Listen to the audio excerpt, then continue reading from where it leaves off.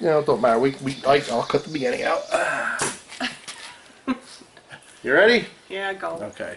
Hey, everybody. 3, 2, 1, go.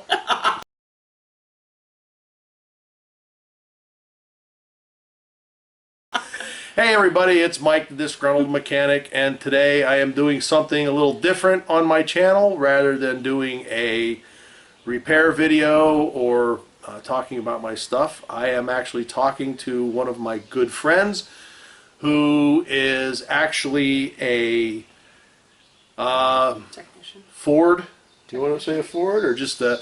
She is a female auto technician who has been through pretty much of the war with the whole story from working in a dealership, which we'll discuss, and maybe some of her experiences. We'll see what Leanne wants to go with and how much she wants to say. So I didn't introduce her by name, but her name is Leanne. I don't know if she wants to give her last name or not, but this is Leanne.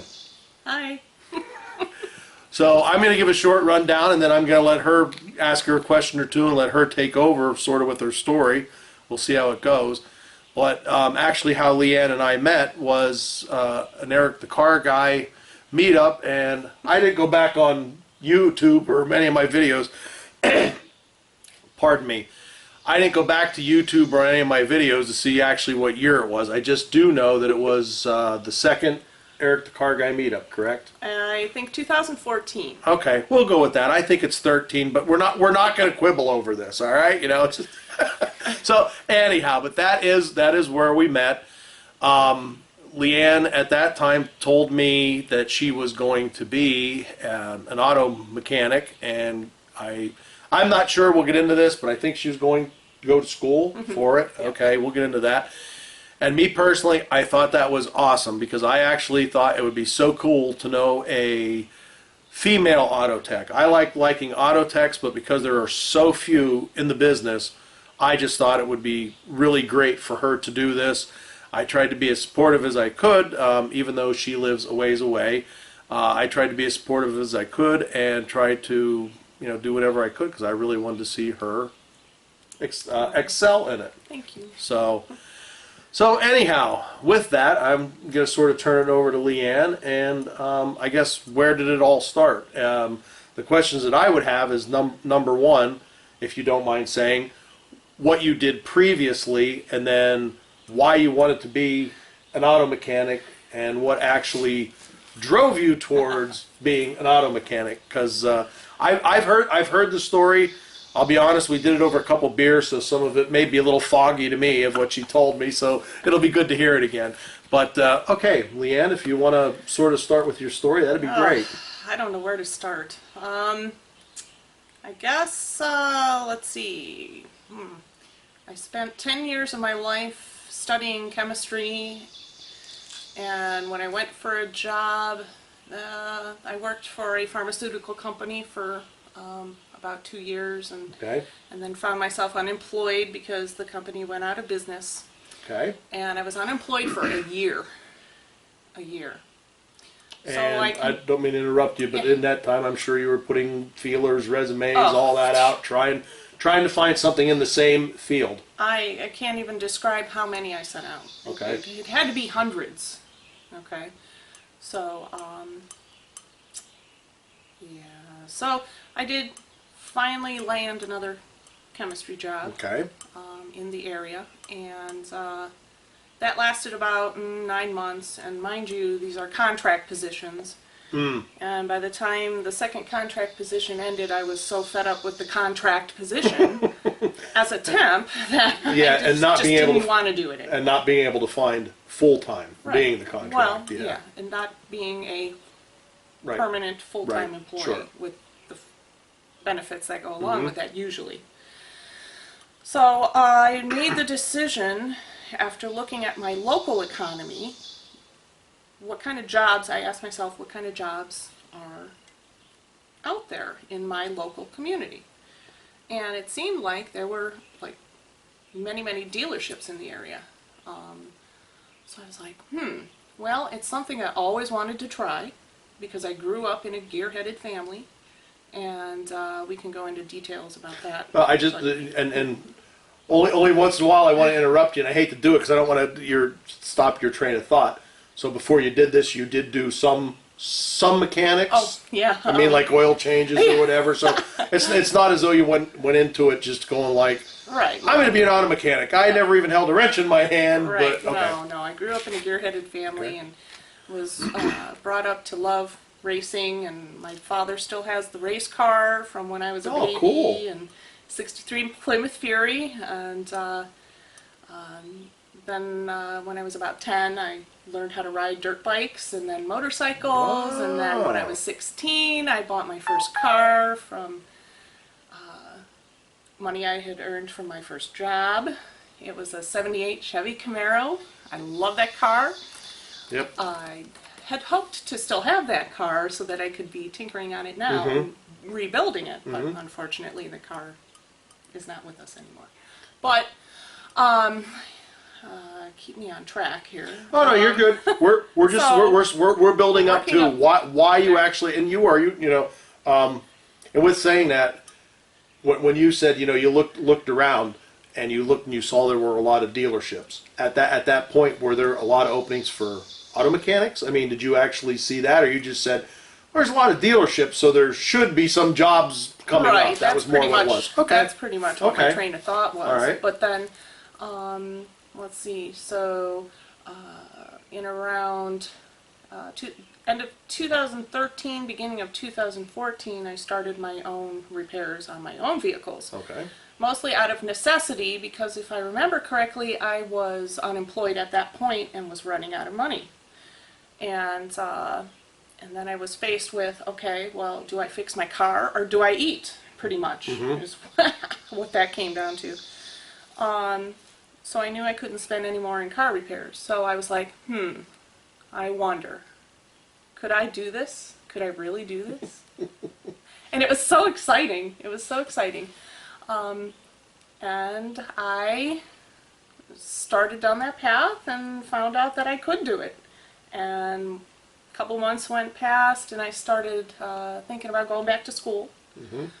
So I was looking at different programs, automotive technology programs in the area, and of course trying to find the cheapest, best value, and that ended up being something that I found. I don't know if I can plug them, but Sure. Go. Okay. I mean, I actually, that would have been one of my questions, if you don't mind saying. Where did you go, and even did you like the school? I mean, I'd like to hear about Okay. that. So All right. once you get into that, if you'd like to continue with that or go with the career, I mean, we have so many ways we can go here, and actually so much that I'd like to know about the whole experience. So yes, Okay. you know, however you'd like to do it. all right. So I had looked at several different possibilities for trade schools, technology schools, and I was finding that like places like OTC and UTI, I think, they were outrageously expensive. So I found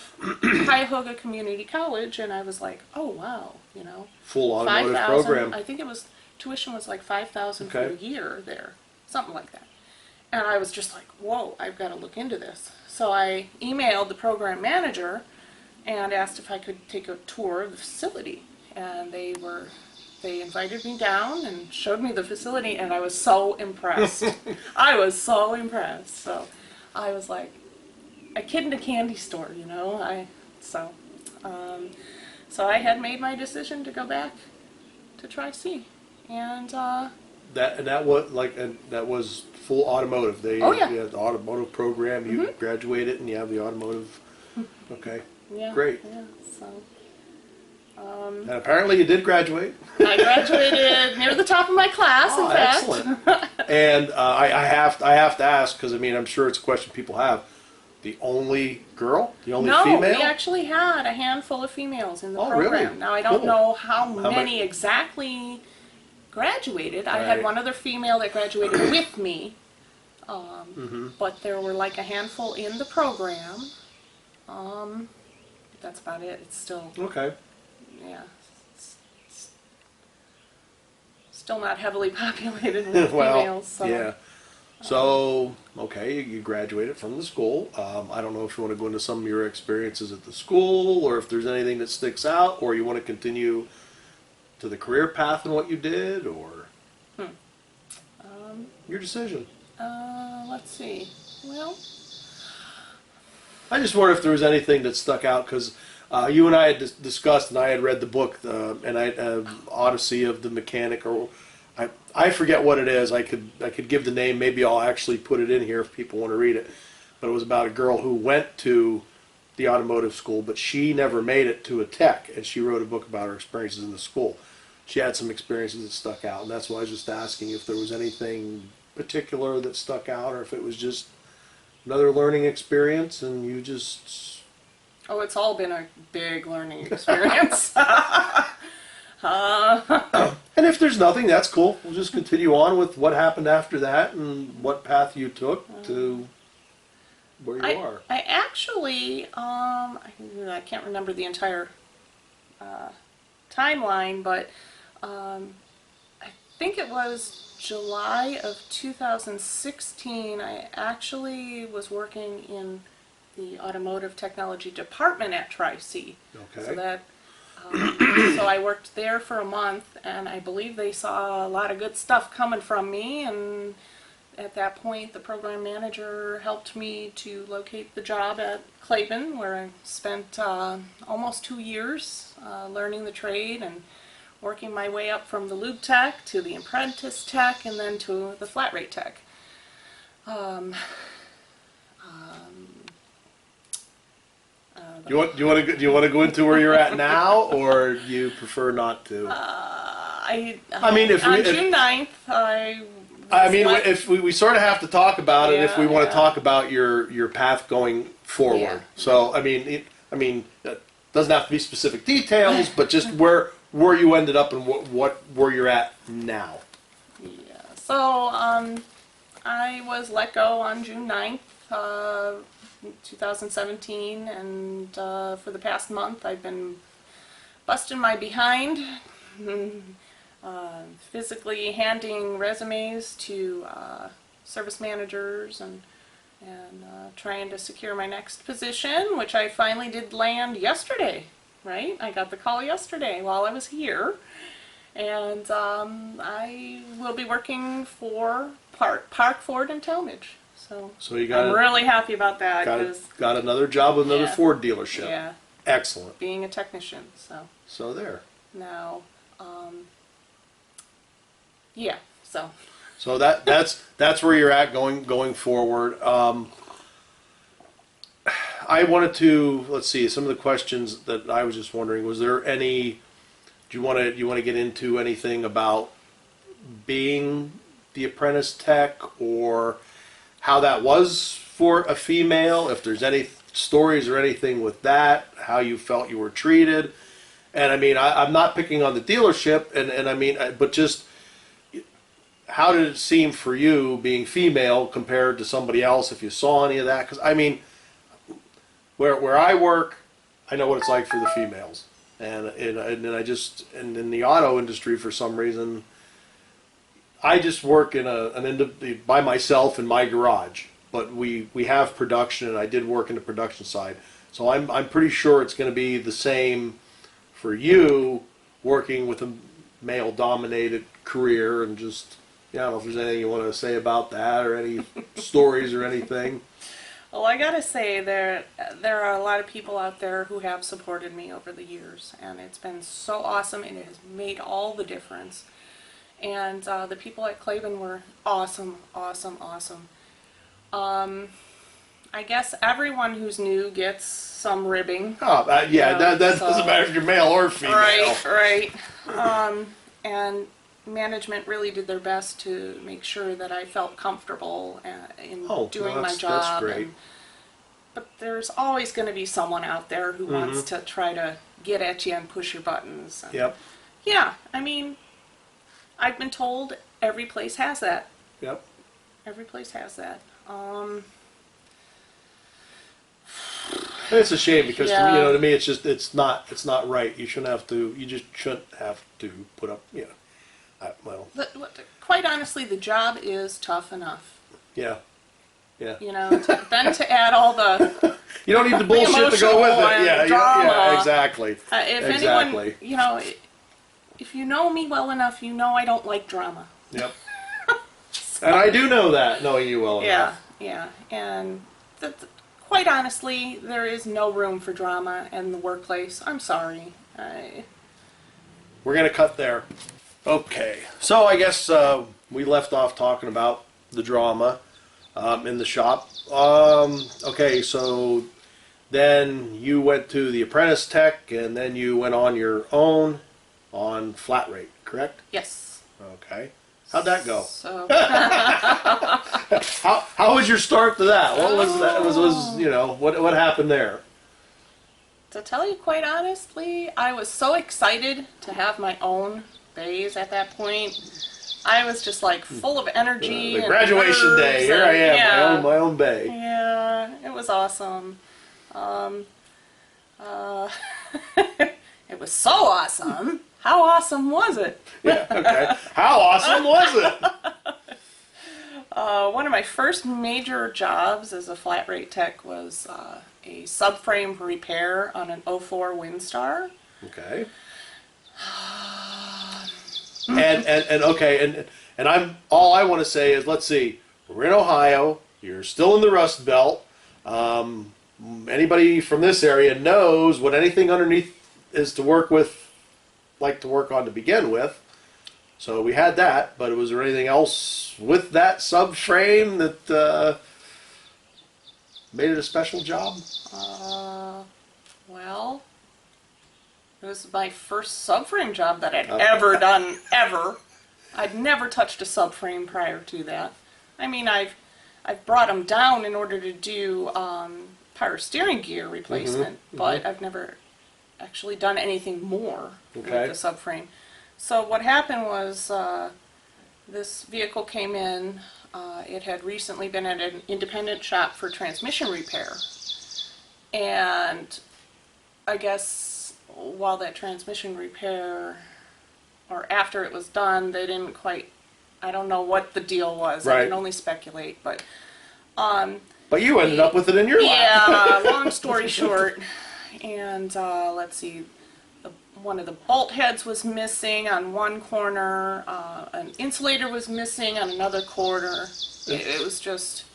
Do you know why? Okay, they had the transmission done. Why did they bring it in? Did it have some steering issues? Yeah. Or I mean, I was just curious why they actually brought it in after the transmission job. Yeah, the complaint was the vehicle was steering erratically. Okay, Basically. that makes sense. Yeah. So I'm looking at this thing and I'm like, I don't even know where to begin to price this out. Let alone what the next step was, you know. Okay. Brand new, flat rate, never touched a subframe in the past, so. You think you were getting tested? You think it was a new guy test? Possibly. I just mean new mechanic, not even female. Just like, well, here you go. Let's give you a little gravy right off.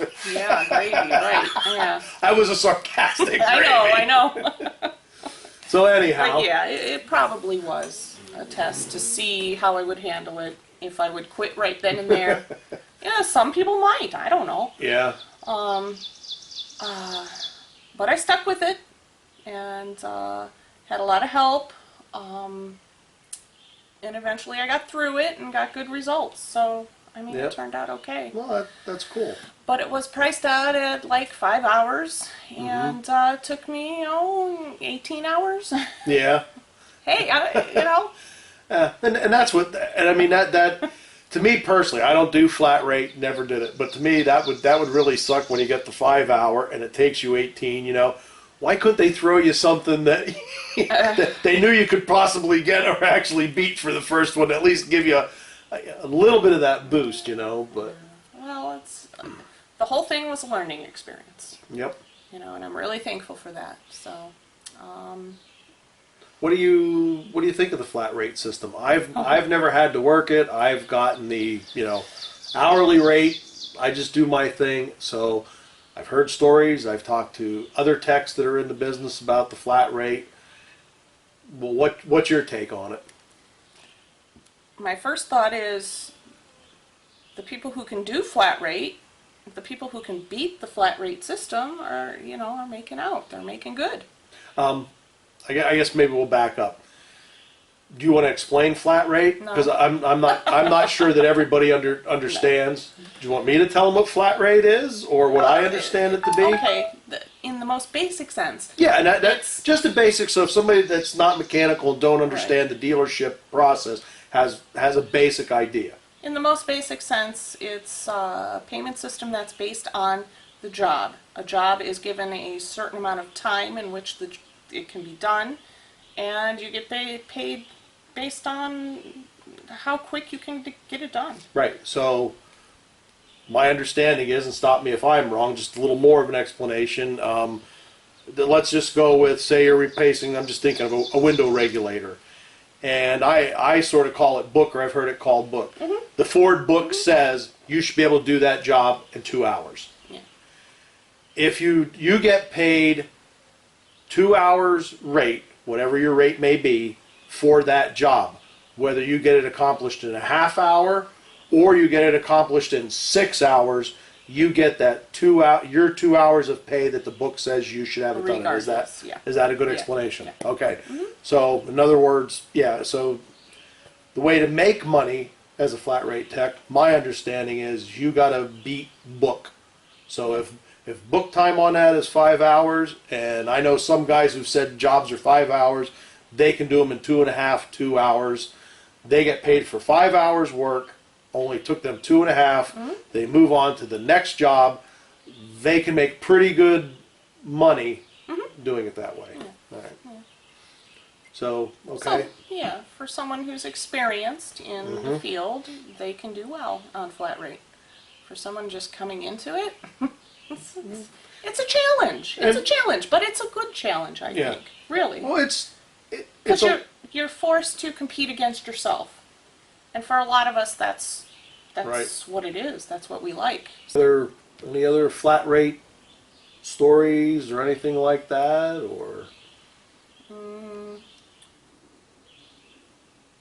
Not that come to mind right this second, but I'll tell you what.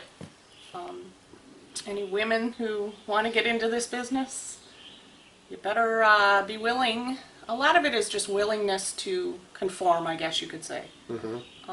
If you're willing to grow the thick skin, and I haven't perfected that yet, but I'm working on it. You know that there's going to be some extra challenges for the female trying to make it in this business. Because automatically you're going to be assumed to be not capable of doing the job because of your physical stature.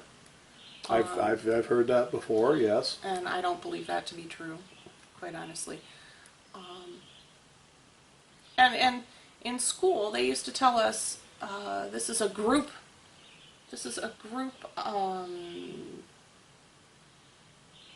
What's the word I'm looking for? Here we go. Christ, I can't get most of the words I want to get out most of the time. So It's a group job, okay, you know.